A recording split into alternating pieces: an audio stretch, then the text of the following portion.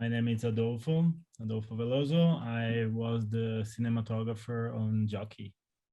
Okay, awesome. And we are the Movie Buff Show. I have a new sweater to show it. Uh, Unfortunately, the camera doesn't get the actual most of the sweater, but great to have you here. I am Daniel, and I am joined by my co-host Arpit Nayak. Hey guys. Now, just to start, I just wanted to say, like, a few films make me fall in love within the first like 3 minutes, and just how you shoot the first scene with the shadows and everything, and the golden hour. So I would just love to start with that. Does that make it a challenge for shooting schedule? And how much would you say of the actual film was shot during this golden hour? Lot of a lot of the film was shot in the magic hour. I think um, the first thing I got from Clint beside the script was a video that they did from the actual jockeys training, and it was magic hour because that's basically the time that the jockeys actually train. So they like just get up really early in the morning and train before the sun is high and it gets really hot in Arizona. So they just like try to avoid the mid of the day. um so I got this video and I was like, I was in love with what I had, and it was just something he shot with an iPhone or whatever, so it didn't even look that great, but it was so magic already because it was like that track that where we actually shot it in Phoenix, Arizona, and that's called Turf Paradise, by the way. And it was just magic, and I was like, okay, this is incredible. The sky looked amazing. Was a color different from any other skies I saw before. And during the pre-production, we were discussing a lot how we should shoot the film.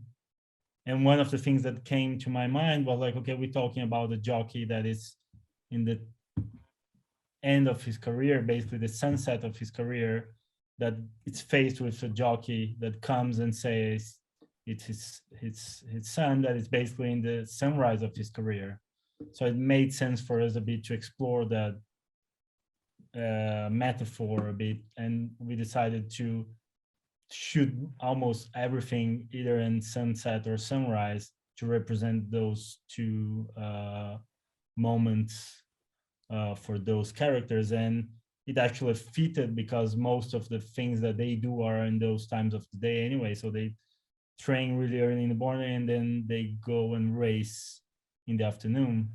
So we kind of adapted a bit to what we had from them, because a lot of things we shot using the actual races and the actual jockeys and them training themselves and whatever. So it just fitted a bit, our language fitted a bit what they actually do. So it was kind of a combination of both. And of course it was challenging because when you want to shoot at that time of the day, you don't have many takes. You can only shoot for 20 minutes, 30 minutes maximum. And that was challenging for everybody, but everybody was so much on board, including the cast, that we just made it work. And after like 2 or 3 days, everybody was used to it, and we would just like rehearse before when the light was not perfect, and then when it came to the right time, everybody would enter like war mode, and we just would just shoot it really fast. Okay, that's awesome. Now, can you just talk about like just like, do you usually use like this amount of natural light, low light, and all your projects? I think I've been using more and more natural light with the time. I don't think I ever shot anything that had that many magic hours, because I think it would be, I mean, in this one made sense. Of course, it's always beautiful, but in this one we had a reason that we kind of wanted to help the story somehow with the visuals. So I think I had more of that on this film, but I always try to do that. I don't see a lot of sense to have a huge crew and shoot in the middle of the day trying to fight the sun all the time. Why not just like try to use natural light and shooting better times of the day. So it's Okay. always like, it's always working a lot with the AD and with production to try and make that work. Okay, great. Now, also just staying on the light a bit, you use very creative ways to light scenes, like the headlight scenes as Moises Arias and Clifton Collins Jr. are just talking, just framed in front of the headlights, and then you light a scene with a bonfire. So, did you have a scene that you were most excited to light using these kind of creative ways? I don't know. It's always. I think I learned that from the documentary I shot. That it's just always so magical to get in a location and try to see what that location has, and Okay. that what that location gives to you, what the situation gives to you. Okay, they're talking in front of a car. Why not use the headlights? They are talking around the bonfire. Why light it? We already have the light coming from the fire. So it's just like, it's always trying to go in a more naturalistic way, if I can say so. And I think the cameras we have nowadays and the lenses allow us to do that. So why not? I think it's a bit from my point of view. I know actors are, a lot of them are so experienced, they can do anything in front of 200 lights and 200 people, 200 cameras. But for me, from coming from a place that if someone puts a camera on my face, I get nervous already. I imagine that having less stuff might help them to give a better performance also. So I always try to have a less of a input and not like put too many lights around that they cannot really focus on what they're trying to do, and give them so many marks that they are worried about where to step instead of what emotions they should be having. So it's always a challenge. And I think the bonfire it's one of them, because it's so hard to keep the fire going for for the whole scene. Oh And yeah. the amount of light coming from it, because it just varies, and then you're shooting and then suddenly it goes down in the middle of the take, and of course you don't want to ruin a good take. And you just I'm just there with my camera praying and saying, please don't get out, don't go out, don't go out, because the take is not over. So yeah, it's always a bit stressful and magic at the same time. That's kind of intense. I didn't Yeah. think of that. And do you have like a Word document of like lists of light sources that you would want to use eventually that maybe you haven't yet? What I do, it's like, what I always try to do is, like, when I see a light source that I like, I just take a picture with my phone and I just put everything in an album Okay. in my phone. So when I'm about to shoot something that we need a practical light or something like that, I just go in my album and I just like try to show something to the production designer, or okay, something like that or something like that. So it's helpful. Okay. Awesome. Arpit, do you want to jump in? uh, let's say, we heard many people want to be actor, director, writer, but not many people we heard that want to become a cinematographer. So what inspired you to become a cinematographer, and if you can just tell us about your journey so far. I think it's like, I'm from Brazil, and I started in Brazil doing small things like short films, music videos, and then commercials. I did a lot of commercials, and I think that's a great school, because it's something that you're doing on a daily basis, and you're not waiting like months and months to shoot something else. So it's something where you can really put yourself up to new experiences all the time, and you're constantly learning and trying stuff. So I think that was a great school, and I did that for a lot of time while still doing like music videos and short films. Then I did my first film back in Brazil, then a documentary where I think I learned a lot too, and a lot of this approach with naturalistic lighting that we talked about before come a bit from that. Um, and then I think slowly I started to work in South America. So I think it's always good if you can to explore your country and your region before trying to go somewhere else overseas or whatever. At least that worked for me. And then yeah, slowly from South America to Europe and then to the US, and it was a slow transition. Like one project will lead to the next one. Jockey, for example, the director saw that documentary I did and on Netflix and just felt in love with the movie and with my work somehow, and just wrote me. So I think it's always one work that leads to the other one. And what made you choose to become a cinematographer? I don't know. I think since I'm like 12 years old, I knew I wanted to work with films, but back then I had no idea what any of the crew members did. So I thought I wanted to be a director because I would see pictures of directors holding a camera or sitting next to a camera, and that just looked pure magic for me. And slowly, then I went to film school, and then I learned, of course, what each member of the crew does, and then I realized what I really liked was the cinematography, to be next to the camera and to light and to frame it and to block it with the director. I was just like, okay, that's it. Working with someone who is not active, and you have to shoot them. So is it difficult for you to shoot them, or is it as easy as it with the actor? I think it's a bit like, that sometimes, I mean, we, for example, in Jockey, we shot so many non-actors, but they were so great, all of them really, that it was kind of easy. But that when you're working with a non-actor, he or she might not give you that performance again. So it's always about being really cautious about what you're getting, and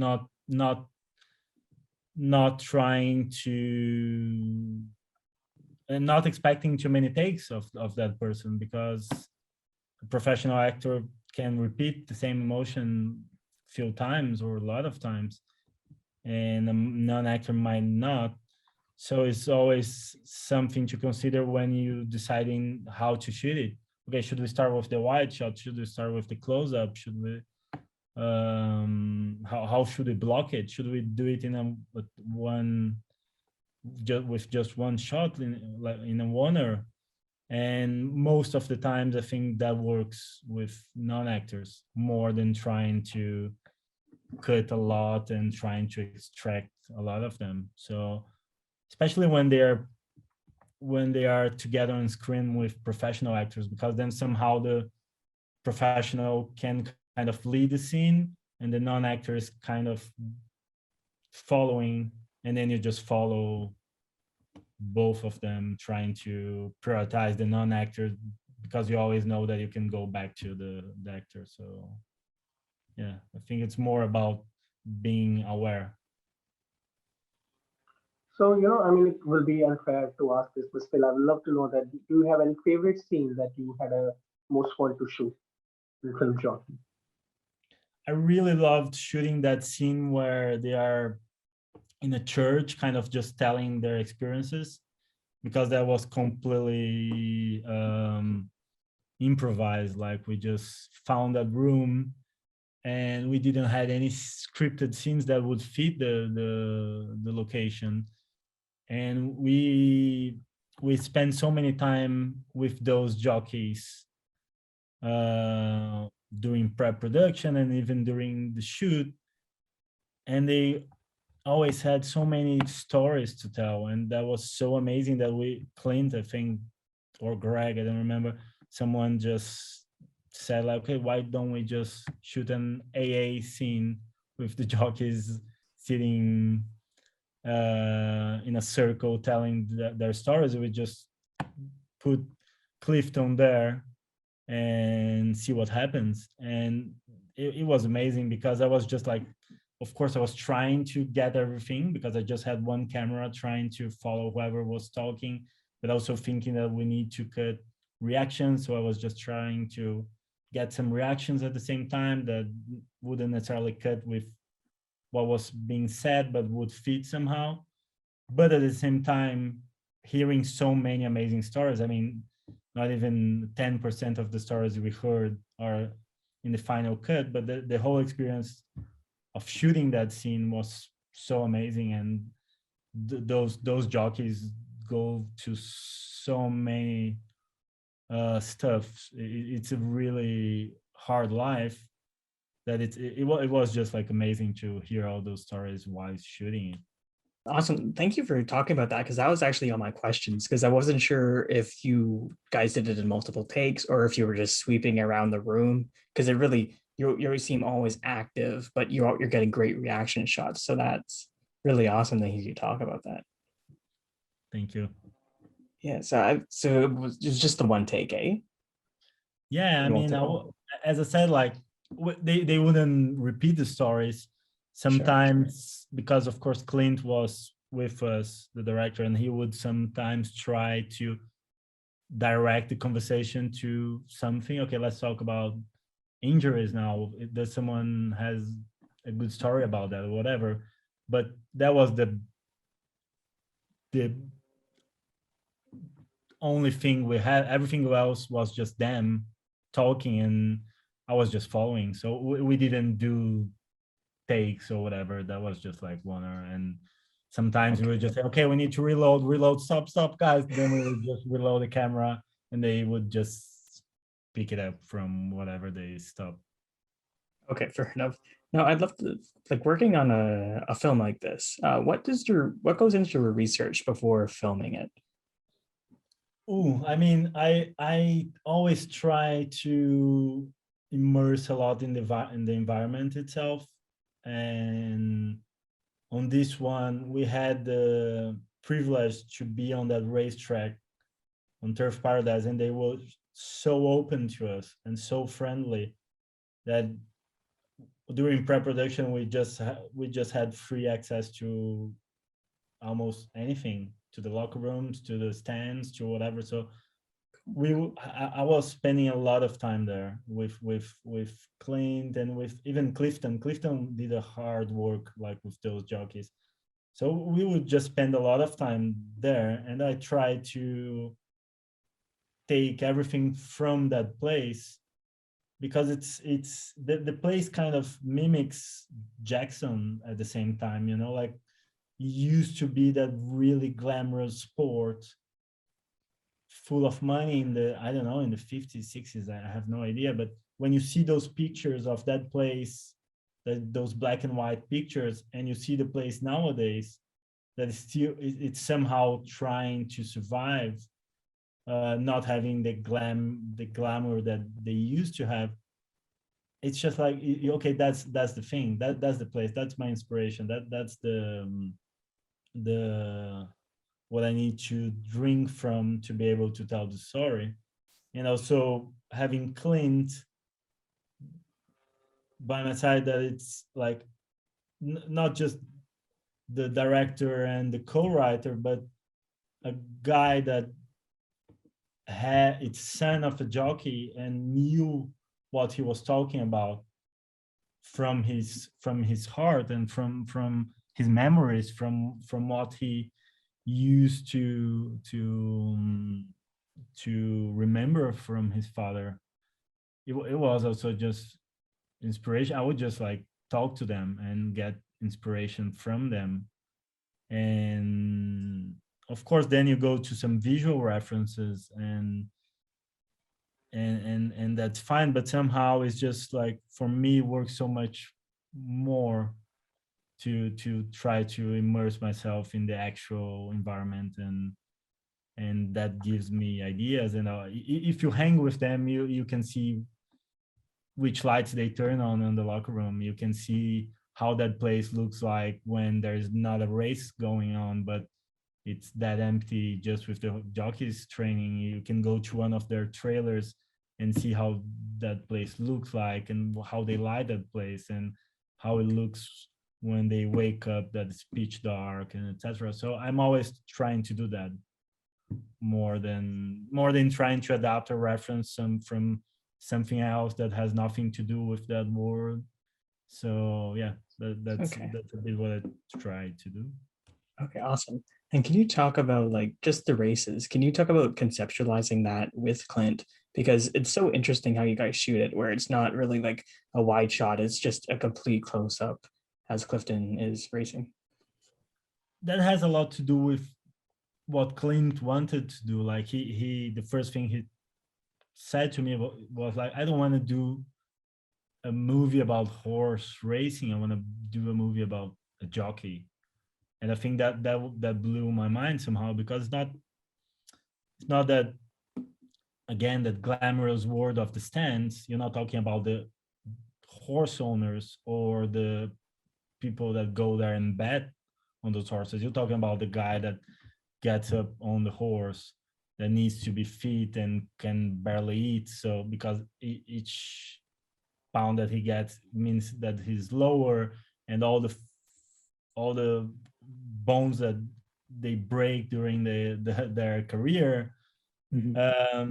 So he wanted to tell that story, and then when we went to the races, it only made sense to stay with the jockeys also, and not go to another point of view for those races. So for two of those like main races, we are just on Clifton's face. Also being very lucky to have an actor like him that can deliver everything on his face.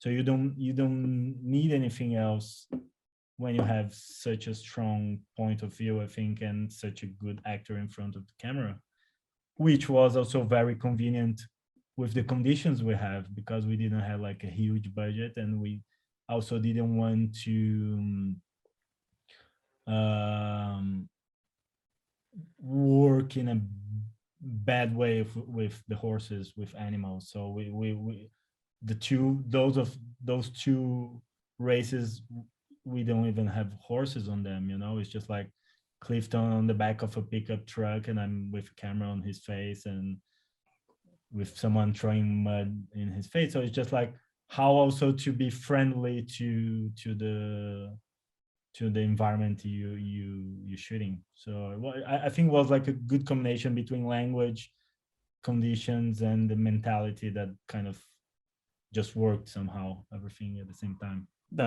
Just you talked earlier about like with the lighting and how you don't want the actors to be distracted. So I just made me think of how intimately you shoot the film, and how you're very active moving around them, just getting their reactions and such. So you moving around them, is that distracting, or is there a trick to kind of being invisible in a way? I think it's a bit of a ballet, like when you are in sync with the actors, you give them freedom, because if I'm following them, they don't need to stick to a place that they don't want to be. If I tell them, okay, just stay in this 1 square meter here around the window, of course I can be invisible, because then I just stay in a corner and I'm invisible. But at the same time, I'm not giving them the freedom that they might want to move around and to turn and to get away from the window and react to whatever it comes to their minds when they are when they are acting. And at the same thing with non-actors. So it's just like trying also at the same time to fit the non-scripted scenes with the scripted scenes, because we had a lot of both in this movie. And for Clint and for me, of course, it was also very important to match those scenes. So the idea was to try to make the scripted scenes look less scripted and the documentary scenes look a bit more planned. So I think it was just like tuning everything to make it look like it's all the same movie, and we're not just like putting documental stuff together with scripted stuff. So I think it was a bit what we tried to do, and somehow I think you cannot really tell which scene is scripted and which scene is just improvised. I don't know. That's Definitely not. Because I got the only thing that I was like, okay, this feels like very natural was the church scene that we'd already referenced. So that's a very interesting balance. Yeah. So yeah, that was the idea. We never know if we got it, but that's that's what we tried to do. I think so. So that's so interesting hearing you talk about that. And it is, your cinematography is really great and Jockey. Thank you very much. I'm glad you liked it. Yeah, so we really just wanted to thank you, Adolpho Veloso, for taking the time today to chat with us for your work in Jockey on the Movie Buff Show. Thank you very much. That was a pleasure.